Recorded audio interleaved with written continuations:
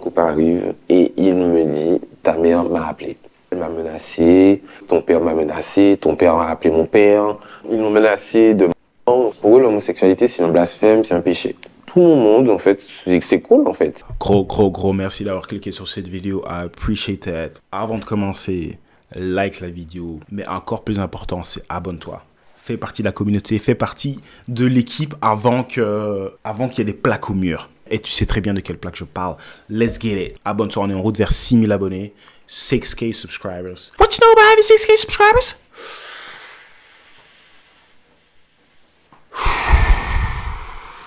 Let's get it. Récemment, je vous avais dit que j'étais devenu fan de la chaîne Pluriel. Okay? Parce que je trouve qu'il ramène des invités super intéressants, des invités qui...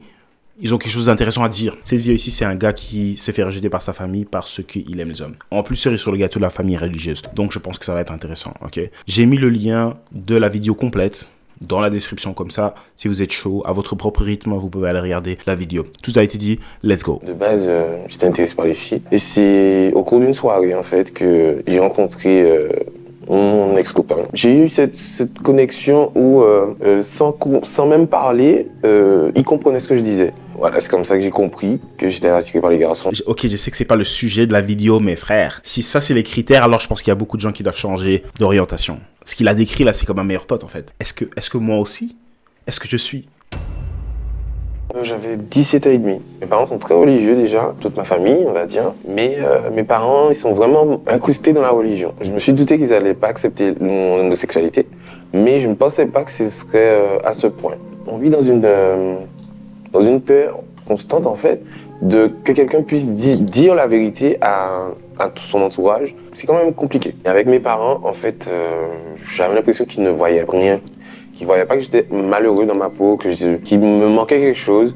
C'est quelqu'un qui leur a dit. Quand moi je suis rentré, ils m'ont posé la question où j'étais. Et à 18 ans, on vous pose la question où tu étais. Voilà. Je dis mais j'étais avec des amis. Et on me dit donne-moi ton téléphone. Nos parents, ils nous prennent pour des cons. Ils te posent la question, t'étais où? Toi, t'es là en train de dire oh non, j'étais avec des potes. Tandis que tu sais très bien où t'étais. Mais eux-mêmes, ils savent. Juste grâce au ton de ta voix, grâce à tes yeux que pendant une milliseconde, tu regardes là-bas. Ils savent déjà... Ah, c'était pire, raconte de la merde. Il dit n'importe quoi. C'est ce qui ment. Et tu sais comment j'ai su ça? C'est que quand moi-même, je vois la jeunesse, donc je vois les gars plus jeunes, quand ils disent n'importe quoi, tu les crames direct. Tu sais directement, ah, c'était plus en train de mentir. Donc maintenant, je t'ai dit avant, non, j'étais avec des potes. Non, j'étais parti étudier chez un pote. Non, oh là là là là là. Et donc, dans son cas ici, il rentre à la maison. T'étais où? J'étais avec des potes. Ouais. Il pose la question, mais il sait déjà la réponse. Ils savent déjà la réponse. Donc je donne. C'est ma mère et mon père est juste assis à côté et il ne dit rien. Elle me dit que on lui a dit certaines choses, elle a besoin de vérifier, etc. Il n'y a pas de bordel chez elle. Là, j'avais compris. Donc du coup, ma réaction, c'est de partir. J'ai laissé le téléphone et je suis parti. Pour eux, l'homosexualité, c'est un blasphème, c'est un péché. Je suis allé chez un ami à mon ex-copain qui habitait juste à côté. Il me voit arriver en courant. En courant, il y a une image qui est passée dans ma tête. Je le vois courir comme ça. Et il me dit, mais qu'est-ce qui se passe? Et là, je lui explique et je tremble parce que là, je me dis, mais waouh, là, c'est quand même compliqué, là, c'est chaud. Et là, il me dit, écoute, calme-toi, t'inquiète, je vais appeler ton ex-copain. Et voilà. Et là, mon copain arrive et il me dit, ta mère m'a appelé. Et là, c'est tout mon monde, en fait. C'est cool, en fait. Il me dit, oui, elle m'a appelé, elle m'a menacé. Ton père m'a menacé. Ton père a appelé mon père. Mon père est au courant. Ma mère est au courant. J'ai dit, quoi? Ils m'ont menacé de mort. Enfin, ils lui ont dit beaucoup de choses. Je me dis, eh ben là, mes parents et moi, c'est terminé. Moi, ça m'a quand même traumatisé. En fait, parce que je me suis dit, mais en fait, je ne peux pas vivre comme je veux, par crainte de ce que mes parents vont dire. Information super importante pour les gens qui pourraient avoir oublié, c'est une famille religieuse. L'homosexualité dans la religion, comme il dit, c'est un péché. Et donc moi, maintenant, ma question est, est-ce que l'homosexualité, c'est un choix ou est-ce que tu es né avec cette orientation-là? Parce que moi, ce que je comprends toujours chez la religion, c'est aime ton prochain. Sois bien pour les gens autour de toi. Mais alors, dès que quelqu'un est gay, alors c'est un gros problème. Parce que le truc, c'est si Dieu a créé l'humain à son image, alors est-ce que Dieu, il a raté? Est-ce qu'il a fait une erreur? Si Dieu est le créateur de tout, pourquoi est-ce qu'il a créé des gens qui sont gays? Tu vois? Et le lendemain, mon copain me ramène chez mes parents. Il me dit non, il faut que tu y rentres, il faut que tu aies une discussion avec eux. Mais je vois que toute ma famille, en fait, mes grands-mères, mes oncles, mes tantes, en fait, ils sont là. Et là, je me dis waouh, ok. J'entendais en fait que oui, que c'est pas normal, que j'ai un problème, que je sois attiré par les garçons. Ma famille, ils sont dans la religion, donc ils ont parlé de que oui, que c'est quelqu'un qui m'a fait du mal. Ça a été très loin. Ça a été vraiment très loin. On m'a même dit que j'étais possédé. Oh, purée. Enfin, je sais vraiment pas trop quoi penser de la religion. Je ne pensais pas que ça m'aurait fait aussi mal. Et ça a impacté mon travail, ça a impacté ma vie sociale. Et puis les jours passaient, un jour, je suis vraiment parti. J'ai eu une grosse dispute avec mes parents, vraiment une très très grosse dispute. Encore, ça. Parce que là, j'entendais des choses tous les jours. J'avais droit à des réflexions. C'est pas normal, c'est pas dans la Bible, c'est pas... J'ai entendu tellement de choses que un jour, je me suis dit non, c'est pas possible. Et là, je me décide de partir de la maison, mais vraiment. Là, j'ai 20 ans.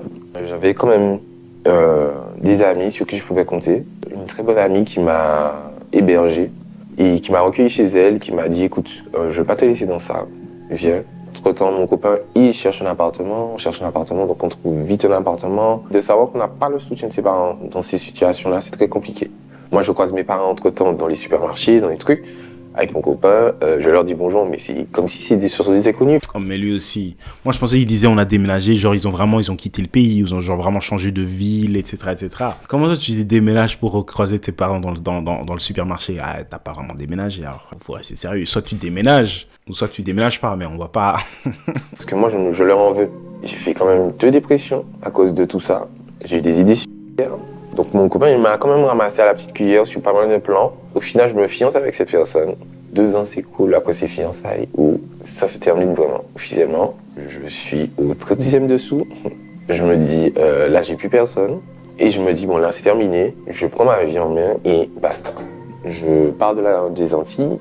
Je pars du jour au lendemain. Je viens en France. Là, j'avais besoin dans ce temps où d'être loin d'eux, de ne pas les voir, que ce soit famille, etc. Je ne voulais plus voir personne. J'ai fait des dépressions, j'ai encore eu des idées parce que je me dis mais personne ne m'aime. Je fais des bêtises, j'étais un peu perdu donc je ne savais pas où aller. Je me suis dit bon, j'ai jamais connu d'autre chose. J'ai eu un copain très tôt, j'ai eu des traumas de cette relation. Pour moi, l'être humain, c'est quelqu'un de faux, c'est quelqu'un de très mauvais qui va me faire toujours une méchanceté, un truc en dessous que je ne vais pas me rendre compte. S'il y a quelqu'un qui souffre, s'il y a quelqu'un qui se sent pas bien, sois au courant que voilà, la bonne décision, c'est jamais de tout quitter. Parce que si tu quittes tout, alors je pense que d'un certain côté, tu donnes raison aux personnes qui te veulent du mal. Tu leur donnes la victoire. Toujours garder la tête haute, toujours se relever, parce que ça vaut la peine. Le monde est grand, il y a plein de gens. Si tu penses pas avoir trouvé les bonnes personnes, continue toi-même à être une bonne personne, continue toi-même à grandir en tant que personne, à apprendre des nouvelles choses, sois ouvert d'esprit. Et puis, petit à petit, tu vas croiser les bonnes personnes. Et dans des situations comme ça, je pense que c'est important, où ça peut être intéressant d'avoir la religion. Moi, je suis pas quelqu'un qui fait la pub pour la religion. Chacun a son truc, tu vois. C'est-à-dire, moi, je suis pas pour, je suis pas contre. Je trouve que c'est quelque chose que je dois être neutre. Je suis pas trop fan des gens qui veulent te pousser à rentrer dans la religion ou te pousser à rentrer vers une certaine direction. Mais si tu es perdu, c'est bien d'avoir une lumière qui peut te guider, en tout cas qui peut te garder sur, pas forcément le droit chemin avec un grand L, mais plutôt te garder sur un droit chemin. Je me suis vraiment reconcentré sur moi. J'ai commencé à faire ce que je voulais faire. J'ai commencé à faire des shootings photos, j'ai toujours voulu faire ça, donc je faisais des shootings photos. J'ai pris soin de moi, de ma personne, de mon travail, j'ai recommencé à faire des formations, je me faisais de nouvelles connaissances. En fait, j'ai commencé à prendre conscience de ma valeur et me dire que tu n'es pas un objet, tu n'es pas un moins que rien. J'ai appris à recommencer à m'aimer et là, de reprendre conscience de sa valeur, c'est quelque chose. Il faut vivre pour soi. Et moi, je me suis rendu compte que je vivais que pour ce que les gens, on va dire, le regard des autres, etc. Et c'est pas bon. Je pense que sans que tu es au courant, tu vis pour ce que tes parents vont dire. Tu étudies parce que tes parents veulent que tu étudies. Tu fais un certain boulot parce que tes parents veulent que tu prennes cette direction professionnelle. Ou même, tu te mets en couple et tu commences complètement à changer. Avant, quand tu étais célibataire, soi-disant, tu pensais à toi, tu pensais à tes opportunités, tu pensais à tes objectifs, etc., etc. Maintenant, tu t'es mis avec cette personne-là. Tout d'un coup, tu commences à te former pour que ça soit parfait pour cette personne-là. Et ça, c'est pas forcément le but d'un couple à mes yeux. Tu vois, je veux dire, il y a beaucoup de couples qui vident les personnes. Genre ça t'empêche d'être créatif, ça t'empêche de rêver. Parce que tu te dis, ah oui, pour elle, je dois faire ceci, ou bien elle veut que je sois ça, ou bien elle veut que j'ai un boulot, ou elle veut... Tu vois, allez, bref. C'est pour ça que souvent, quand tu vois les gens, quand ils sortent d'un couple, tout d'un coup, ils deviennent de nouveau tout créatifs, font plein de trucs, etc., etc. Parce que maintenant, soi-disant, ils ont le temps. Et c'est assez triste, en fait, parce que normalement, c'est pas parce que t'es en couple que tu peux plus rien faire de ta life. Tu vois ce que je veux dire? C'est un peu bizarre. Je lui ai pardonné tout ce qui s'est passé. Maintenant, mes parents et moi, on se parle. C'est chacun chez soi. Je fais ma vie et personne ne me donne des idées sur quoi que ce soit. Mes parents n'acceptent toujours pas que j'aime les garçons. Alors pour moi, sincèrement, je pense que ça ne changera jamais. Je suis pansexuel, donc du coup, je ne suis pas attiré par un physique. Je suis pas attiré par une âme, par ce que la personne dégage, un charisme. Et ça peut être un homme ou une femme. Est-ce que c'est pas juste bi, ça? Expliquer non, ça peut être un homme ou une femme, le charisme. Moi, j'aime les femmes. Ma go, faut qu'elle ait un charisme. Faut qu'elle dégage quelque chose, son âme. Tu vois ce que je veux dire? Mais ça fait pas de moi quelqu'un qui est pan hétéro, je sais pas quoi. C'est juste, voilà, t'aimes les femmes, ou t'aimes les hommes, ou t'aimes les deux. Pansexuel, c'est juste bi, d'accord? Merci, au revoir. On ne m'accepte pas, c'est pas grave. Mais il y a des gens qui m'aiment vraiment pour ce que je suis. Je suis qui je suis, je m'aime et je veux avancer. Voilà. À l'heure d'aujourd'hui, je suis un homme épanoui. Je vis ma vie. J'ai des amis sur qui je peux compter. C'est vrai que j'ai toujours ces traumas où je me méfie de tout le monde, mais je vis ma vie, je voyage tout le temps. Et moi, c'est cette petite phrase que je me disais tout le temps. Aujourd'hui, c'est dur, mais demain, ce sera meilleur. Et c'est comme ça qu'à l'heure d'aujourd'hui, je suis l'homme que je suis et je ne regrette pas du tout. À côté de ça, franchement, chapeau à ce type. Et ça montre qu'il y a toujours de la lumière à la fin du tunnel. Non. Ça, c'est ce que les gens ils disent quand quelqu'un... Ça, c'est ce que les gens disent quand quelqu'un passe de l'autre côté. Bref, mais en tout cas, non, les gars, courage. Hein, toujours garder la tête haute. Tu vois ce que je veux dire? Si tu rates un match, tu fais un mauvais match, c'est pas grave. Tu vois ce que je veux dire? Tu taffes bien à l'entraînement. Prochaine opportunité, tu la prends. Il y aura toujours une autre opportunité. Jamais trop regretter, avancer, apprendre et avancer. Apprendre, avancer, apprendre, avancer. Encore une fois, la page plurielle, on respecte. En tout cas, moi, je kiffe énormément. Les gars, gros merci d'avoir passé ce petit moment avec moi, encore une fois. N'oubliez pas de vous abonner. Super important parce que la communauté grandit et je veux que tu fasses partie de la croissance. À côté de ça, like la vidéo, c'est super intéressant. Et laisse aussi ton avis, laisse un commentaire, d'accord? Là, tantôt, j'avais posé la question à propos de la religion et l'homosexualité, par exemple. Est-ce que c'est un choix?